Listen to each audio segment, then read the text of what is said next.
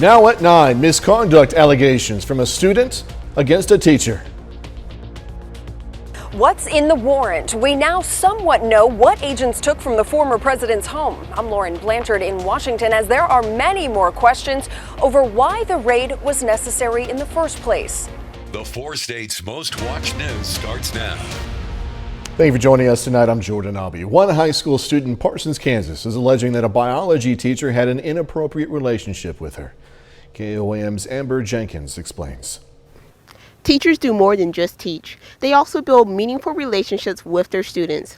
However, one student in Parsons is alleging that her teacher went way too far. I can't have her here if he's going to continue to do this. A biology teacher at Parsons High School is accused of harassing one of his students for months, even teasing the student about fainting at a golf competition in front of the class. So that was really hard for me to go through, and when I got back, this is when he started acting different towards me. He would make fun of me a lot. He'd play videos of fainting goats in front of the class and tell my whole class that that was me at state golf. The harassment started with text messages from the teacher saying he loves her multiple times and nagging her for attention. These were messages the parents discovered on the student's smartwatch. When she does have a panic attack, it's provoked. There's something that's causing it.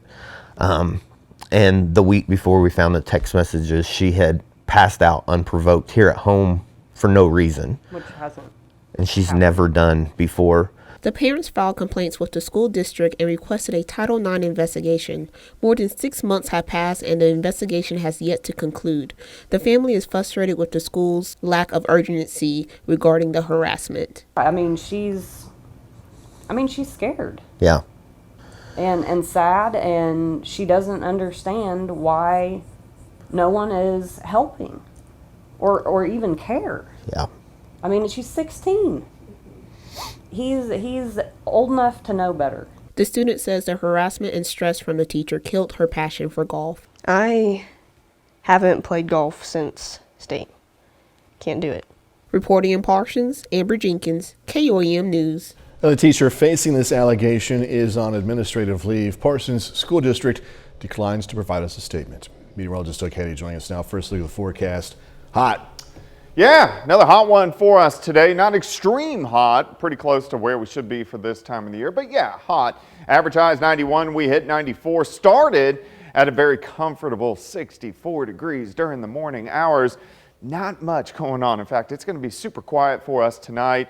Actually a really nice night. We'll drop back into the upper 60s to near 70. We're still kind of holding low to mid 80s across the region, but I think by morning 70 and then a little bit hotter tomorrow up to about 97. We do have some rain chances. We'll look at that here in just a bit. All right, see you in a little bit, Doug. Thanks so much. Joplin Police Department is asking for the public help trying to solve a 30-year-old missing person case. Tracy Pickett was reported missing back on August 12th, 1992. The bottom right picture, take a look at that, bottom right picture is a rendition of what she may look like right now. The then 14-year-old spending the night at a friend's house in Webb City. The next morning, another guest at the sleepover offered to take her home in Joplin. That guest says he dropped Tracy off safely near a pawn shop. She was never seen or heard from again. Police are once again asking the public for information about the Tracy Pickett case. 3 members of the Joplin Police Department were honored today as their careers come to an end. Officers Randy Black and Dustin Holt have both served 20 years on the force and are now retiring. Today is also the last day on the job for K-9 fighter, who had been assigned to Officer Black and is going to join him in retirement. Congratulations, guys. The fighter, by the way, has been with the JPD since 2016 and helped capture 35 suspects during the career. It's impressive. McDonald County Community Backpack Adventure begins as businesses around the county gathers together to make sure students have all they need for the upcoming new school year. KOAM's Segun Bamadeli has more on the story. As the new school year kicks off, multiple businesses of the McDonald County have gathered around to make sure students have all they need for the next school year by donating funds for 400 school bags and lots of other writing materials. Fundraising results for the school backpack program, where we raise money to purchase backpack supplies for area kids that are needing school supplies to attend school this year. School district official Leslie Kaczynski says the economy has made school supply shopping challenging for some parents. McDonald County is a Title I school, which means that it has a high level of free and reduced lunch. So there is a poverty issue as well as just the cost of everything is so expensive. It's going to make things harder and harder to supply those necessities. Leslie tells us how the bags and supplies will be distributed. So each school is going to get a certain amount. I know in our school we're anticipating that probably there'll be a couple of dozen that won't come with backpacks. So those will get taken care of right off the bat.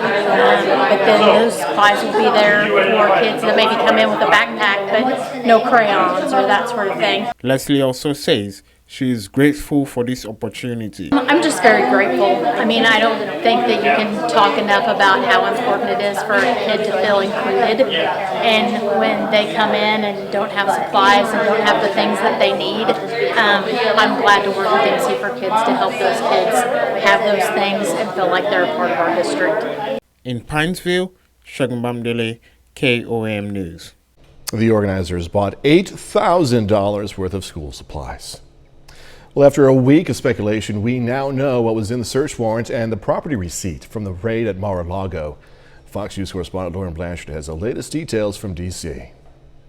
The warrant has been unsealed after both the Justice Department and the former president agreed it should be, but it still doesn't give us the full story of why the raid had to happen. We're learning more about what FBI agents took from Mar-a-Lago, according to the warrant and property list unsealed by a Florida judge. They retrieved 11 sets of classified information, including documents marked top secret, secret, confidential, and a very tightly controlled designation classified, top secret, sensitive, compartmented information. There was information on the French president, binders of photos, and a handwritten note. The warrant said, quote, the locations to be searched include the 45 office, all storage rooms, and all other rooms or areas within the premises used or available to be used by the former president and his staff, and in which boxes or documents could be stored. Neither the Justice Department nor Team Trump will say what is in the documents after reports suggested they were nuclear documents. President Trump claimed online everything was declassified and in secure storage. He called the reports a hoax. Florida federal judge Bruce Reinhart signed the warrant on August 5th. The raid took place on August 8th. Releasing the warrant and the list are not going to answer these concerns. Attorney General Garland should release the affidavit. The affidavit, which would show why the early morning raid was necessary, remains sealed. It would have the most sensitive information. In Washington, Lauren Blanchard, Fox News. House Democrats today passed the Inflation Reduction Act, a sweeping spending bill which aims to lower health care costs, combats climate change, and reduce the deficit. Republicans, though, argue the bill is going to do exactly the opposite of what's intended to do. Fox News correspondent Madeline Rivera reports from Washington. The motion is adopted.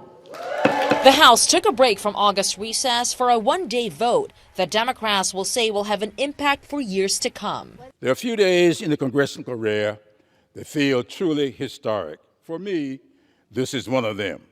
Democrats passed their health care, climate, and tax bill, dubbed the Inflation Reduction Act.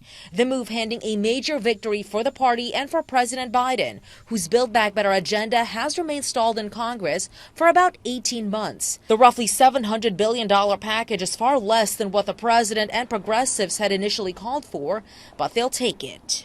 Today, we make good on our promise to take on climate change and climate justice with historic investments in green technologies that will cut carbon emissions by 40% by 2030. The legislation also requires large corporations to pay a 15% minimum tax, and it aims to lower Medicare drug costs, capping out-of-pocket spending at $2,000 a month. That provision long coveted by those on fixed incomes, some of whom shell out thousands of dollars a year on prescription drugs. That's not sustainable when an average benefit is around $1,650. Republicans, however, argue spending hundreds of billions of dollars is exactly the opposite of what the government should do when the economy is already running hot. Just as you cannot drink yourself sober, you cannot spend your way out of inflation. The political jockeying has already begun. While Democrats say the bill gives them momentum heading into the midterms, Republicans are playing up all the extra spending, some of it on thousands of new IRS agents. In Washington, Mala Rivera, Fox News. KOAM News at 9 on Fox 14 takes this time now to honor another four-state hero. Edward Dixon III served in the U.S. Army from 1992 to 2011. Native of Joplin, Dixon was stationed in Iraq, also Afghanistan, earning numerous awards. We are proud to thank and salute Edward Dixon III. He's tonight's four-state hero. Doug Heddy's next with completely the forecast, and later, McDonald County aiming to build off of a special 2021 season. It doesn't stop. Well, it definitely turned out to be another hot one for us today, but a nice day. At least we didn't have much in the way of humidity, plenty of sunshine across the region. It's Friday night, looks good, parking lot filling up. Indigo Sky Casino and Resort. Overall, the weekend's going to be pretty good, but we are going to start to heat things back up. Similar to what we had last week, you can see the triple-digit heat across the region. We did hit 101 on Monday, and then we had a cool 89, below average on Monday, and then we've been kind of consistent over the past couple days, but slowly working upward as we go into the next few days. All right, high temps, most of us low to mid 90s, a little bit hotter once you got out across southeastern Kansas, but we haven't dropped off too much. Lower 80s on the Missouri, Arkansas side, near 80 Oklahoma, and then we're still sitting into the mid 80s once you get out across southeastern Kansas. Good news, dew points. Measures our humidity. We're sitting 60 to 65. So on our scale, not bad to a little bit sticky, but overall it feels pretty good. 7th range line outside, 82, clear skies up top, easterly winds 5 to 10. Humidity is at 54%. Nothing going on here, nothing going on across Central Plains. You have to track to the south, or of course, monsoonal moisture out across the Rockies, which is very typical for this time of the year. We're just dominated by this big dome of high pressure. Until that guy breaks down, we're not going to see any changes. We're going to actually heat up a little bit. It does seem like it's going to break down a bit as we head into early next week, which is great. All right, let's go through time. We're going to stop early tomorrow morning. If you're getting up early, I will not be joining you. Lower 70s to mid 70s across southeastern Kansas. Into the 90s by noon. We'll top out a little bit hotter, I think about 97 across the region. We'll start 70, 72, 92 by noon, high temp 97 during the afternoon. Tomorrow night, pretty much clear skies, not too much, still dry. Once again, we'll get a few clouds that are going to skirt on through, and then as we head into Sunday, much of the same. Even a little bit hotter. I think most of us 100 to about 102 will hold into the 90s in our northern counties. Could get a few isolated thunderstorms trying to develop Sunday night, but I really think we're going to stay dry. I think the better chances for thunderstorms is going to be late Monday. Still hot Monday, but we get a front that starts to sneak in. So at least some scattered thunderstorms Monday night, but I think our best shot, you can see the system right on top of us on Tuesday, our best shot is going to be late Tuesday into Wednesday for showers and thunderstorms. Also, that front will cool us down just a bit. 97 tomorrow, 102 on Sunday, 101 on Monday, 100 on Tuesday. Those scattered showers and thunderstorms can linger into Wednesday morning, and then cooler, highs into the 80s, and then creep back into the 90s late next week. So later on, there'll be another much-needed break from this heat. Yeah, I mean, at least lasting a few days, which is great. Yeah, see you in a little bit. Yep. Doug, thank you so much, as always. All right, coming up, what is being called a bizarre attack, taking everyone by surprise?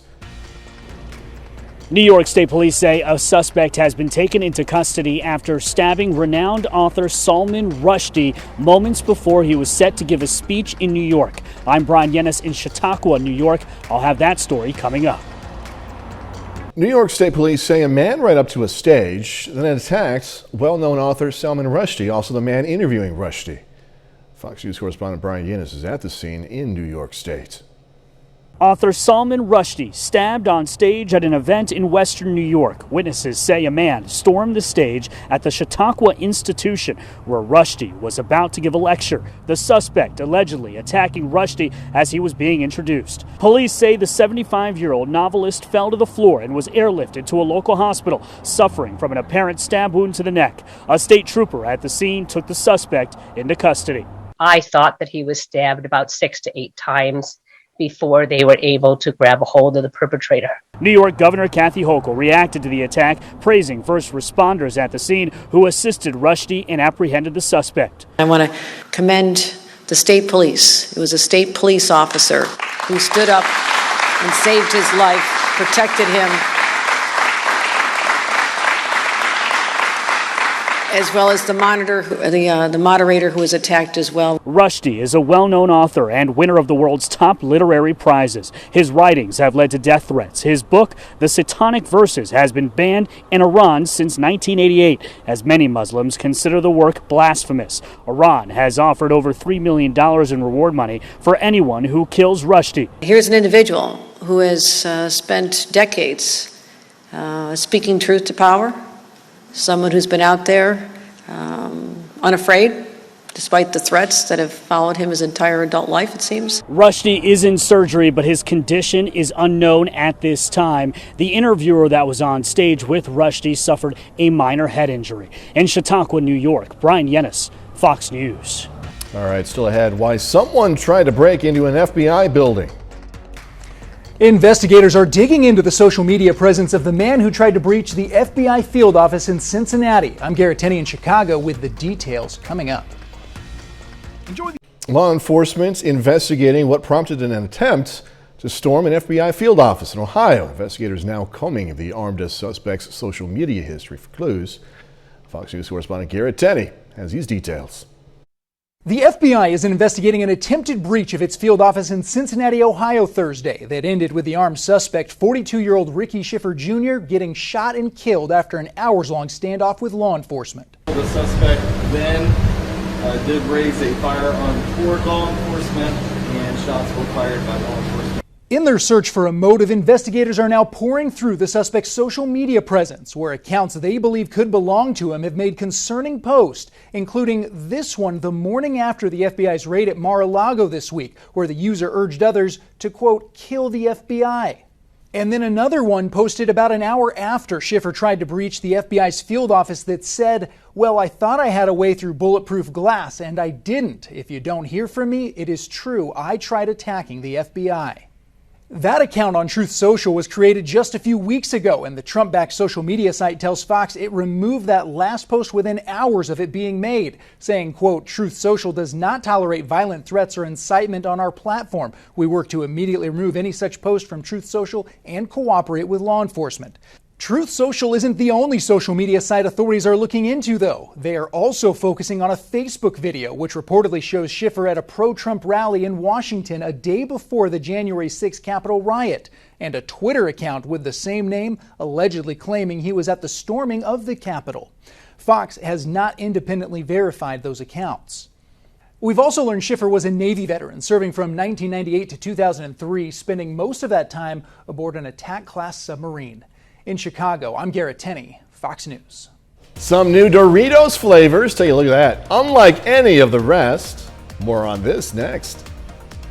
All right, you can now get some of your favorite summer flavors in your favorite bag of chips. Doritos announcing it's releasing ketchup and mustard flavored chips. The chips are based off of some of Canada's best-selling varieties of the snack.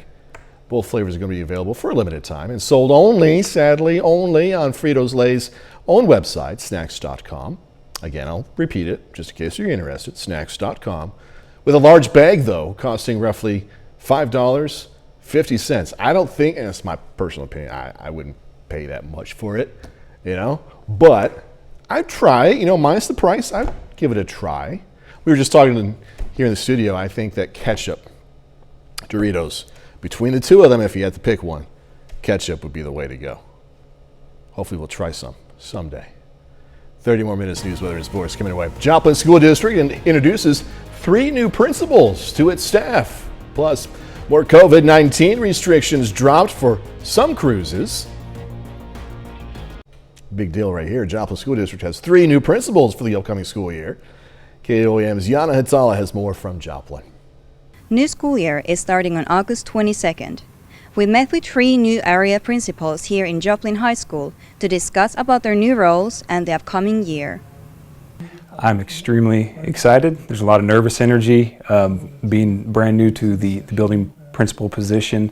It's a lot of excitement, but I want to make sure that I do it right for the teachers and the students. Getting an agenda ready for staff, getting ready for that first day of school, putting together those plans. And I've had a lot of support and help with that. I'm excited and nervous too to be here because it's my first day just like theirs, and I was kind of giving them a hard time that we're all freshmen today and that we'll get to go through this whole thing together. The 3 new principals are ready for school to start. They all mention how important the support from their co-workers has been when starting their new positions. Warm and welcoming, very supportive, very supportive. Tracy Newell from North Middle School is impressed how the staff addresses student learning. Just a different atmosphere.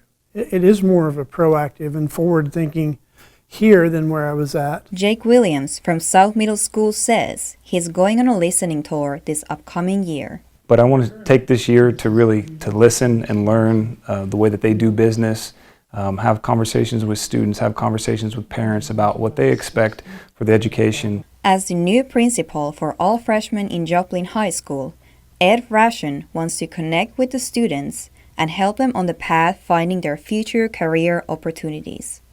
They learn to weld here in high school, and then they get to go into the world and be a welder. That's a great thing for us as educators. Be able to influence that in a young person's life, that's always exciting.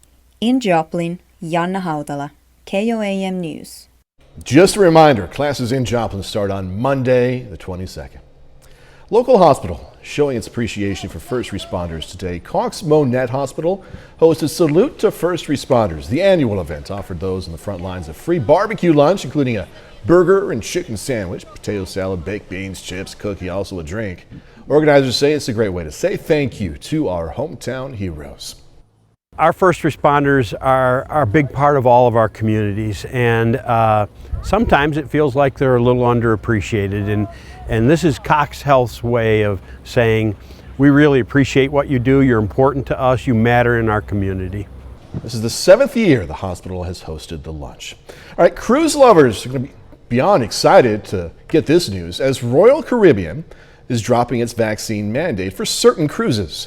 Royal Caribbean International and Celebrity Cruises will begin relaxing vaccination requirements at certain ports this September.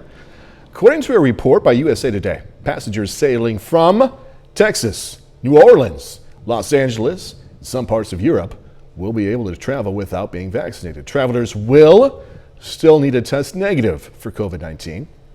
A spokesman for Royal Caribbean says these rules are, of course, subject to local restrictions. The CDC releasing and relaxing new COVID-19 recommendations as more Americans build up immunity to the virus. Fox News' Jill Nadeau has the latest on what the nation's top public health experts say you no longer have to do. More than 2.5 years after the pandemic upended life as we knew it, the Centers for Disease Control and Prevention is now updating a landslide of COVID-19 recommendations. Among them, telling non-infected Americans they no longer need to quarantine if they come into close contact with someone who has the virus, while also ending calls for social distancing. And while many people were lax about staying 6 feet apart before Thursday's update, the CDC announcement could help make students' lives a little less taxing come fall, with many schools having previously kept students spread out. This comes as CDC officials also tell schools they no longer need to do daily COVID testing on their students. Because we are no longer recommending quarantine, we're no longer including a section on test to stay. But why the changes? The CDC citing roughly 95% of people 16 years old and up now have at least some form of COVID-19 immunity from vaccines by catching the virus or both. Over time, the virus will be less and less significant. Meanwhile, if you think you caught COVID but don't have symptoms, The FDA is now advising you to take 3 at-home tests instead of 2. If you do test positive, the CDC says you should isolate for at least 5 days. On day 6 or later, when they are fever-free for 24 hours, they can end isolation and wear a mask. Jill Nato, Fox News. A bit later, a more personalized virtual experience. The metaverse is calling, but are you ready to enter it? I'm Kevin Cork with a look at a new company revolutionizing how we'll look in the digital world. That's coming right up.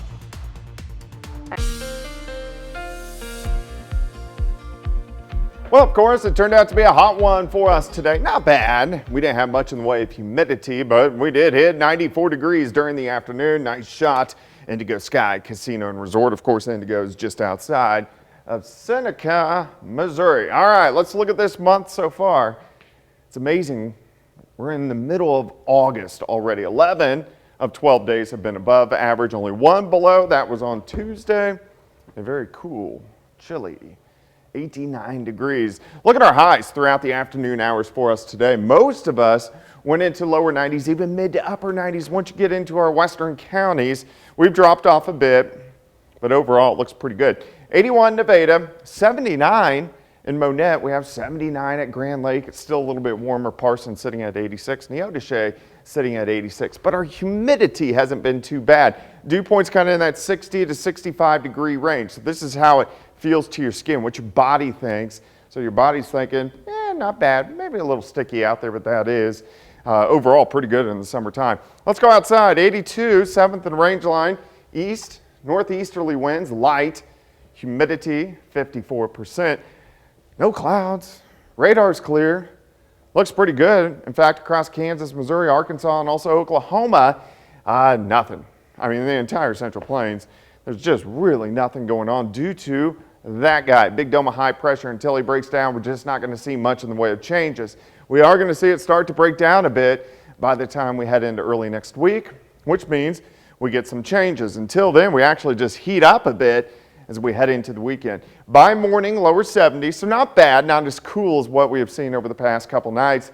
Lower 90s by noon, and look at this, we start heating up. In fact, we should hit triple digits in our western counties and then just kind of slowly trail off the farther east that you go. Here's your day planner, 70 to start, 92 by noon, high temp at 97. We're gonna have a south wind at about 5 to 10. Tomorrow night looks pretty good as well. We may get a few mid and upper level high clouds kind of scooting through the region, but overall it looks pretty good. Sunday even hotter. I think most of us hit 100, maybe hanging into the mid 90s in our far northern counties, but most of us hit 100. Could be an isolated thunderstorm trying to pop up Sunday night, but our better chances start to really creep up late Monday. All right, Monday's still right around 100 degrees, but look at this front. It's kind of draped through the northern counties, slowly kind of sinks farther south, so at least gives us some rain chances. I think our best shot is going to be late Tuesday into Wednesday as the front sinks through. That should cool us down just a bit. 97 tomorrow, 102 on Sunday, 101 on Monday, 100 on Tuesday. A little bit cooler Wednesday and Thursday, and then we kind of sneak back into the 90s as we head into next weekend, but at least we get a couple days that's only going to be into the 80s for highs. Yeah, man, this summer has been ruthless. It has. We've hit 120 times. Oh my gosh. All right. Top 7 hottest already. Really? Yep. Doug, how do you thank you? Hey, the Webb City Little League team competed today for a spot in the Little League World Series. The game was in Indiana, but plenty of four-staters, as we're seeing right there, showed their support at watch parties around the area. One was at Flag City Brewing in Webb City. People there were able to come by, grab some grub, cheer the team on. Well, Webb City has always supported youth events, and this is just a great opportunity for the community to get involved. And right here on this busy corner, we just thought it would be a great spot. We're going to have highlights from the game coming up in sports. Also, coming up in sports, East Newton navigates preseason with a new but familiar head coach. Plus, McDonald County has a new quarterback. Danny Terzer has more from the Mustangs next.